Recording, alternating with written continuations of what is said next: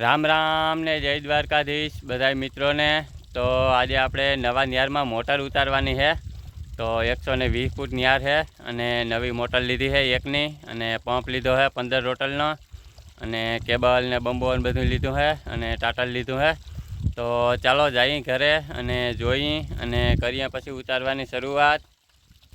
તો બધું ઝીંકું લીધું છે અને અવેડા ભરવા માટે રાખી છે મોટર। તો ચાલો એને આજે ઉતારવાની છે, કરીએ અનબોક્સિંગ અને ઉતારીએ પછી મોટર અને જોઈએ પછી કેવું પાણી આવે છે। હાલો તો મિત્રો, જો આપણે મોટર લીધી છે, ઝીંકુડી મોટર લીધી છે એકની।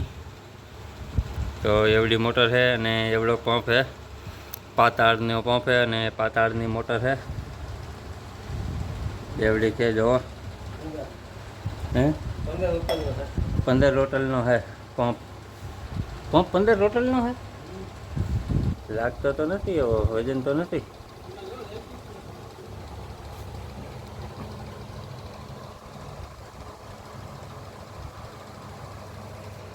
તો જો એવું લાગે બે ઝીંકા। આ ડોયલ આપણે પાસે રાખીએ એટલે ખબર પડી જાય, ડોયલવાના જ પાછા છે મોટા। તો ચાલો કરીએ બધું ફિટિંગ। અહીંયા બંબો પીડ્યો છે, બંબો, મોટર, પંપ બધું ફિટિંગ કરી અને પછી નહેરમાં ઉતારવાનું છે અને જોઈ પછી કેવું પાણી આવે છે।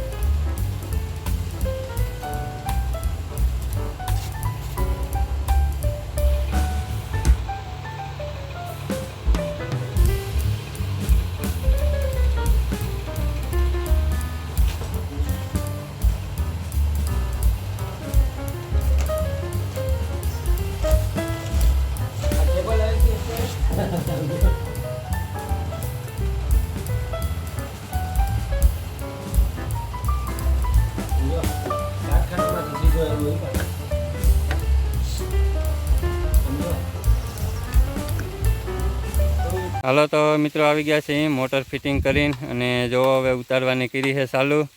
તો 110 ફૂટ ઉતારવાની છે, 115 ફૂટ તો કરી દીધી છે ચાલુ ઉતારવાની। તો ચાલો ઉતારીએ અને પછી ટાટર ફિટિંગ કરીએ અને પછી કરીએ ચાલુ અને જોઈએ કેવું પાણી કાઢે છે। હાલો તો મિત્રો, મોટર ઉતારી દીધી છે અને કરી છે આ માંડવીમાં ચાલુ। તો જો આવું પાણી કાઢે છે, એટલું આવે છે, એકનો બંબો છે, આવું પાણી આવે છે, અને એકની મોટર છે અને 15 રોટલનો પંપ છે।